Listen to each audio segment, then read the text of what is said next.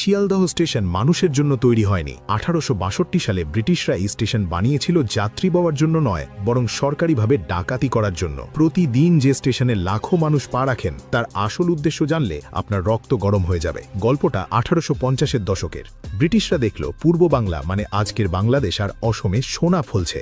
না, আসল সোনা নয়, সোনালী আঁশ বা পাট আর চা। কিন্তু নদীপথে সেই সম্পদ কলকাতায় এনে বিলেতে পাচার করতে অনেক সময় লাগছে, মাল নষ্ট হচ্ছে। ব্রিটিশ বণিকদের চাই আরও স্পিড, আরও টাকা। তাই 1862 সালে তড়িঘড়ি করে তৈরি হলো ইস্টার্ন বেঙ্গল রেলওয়ে বা আজকের শিয়ালদহ স্টেশন। উদ্দেশ্য যাত্রী সেবা নয়, বরং ওপার বাংলা থেকে মালগাড়ি ভরে পাট আর চা সোজা কলকাতা বন্দরে পাঠানো, আর সেখান থেকে জাহাজে করে ইংল্যান্ডে। সোজা কথায় শিয়ালদহ স্টেশন ছিল ব্রিটিশদের একটা বিশাল টাকা কামানোর মেশিন।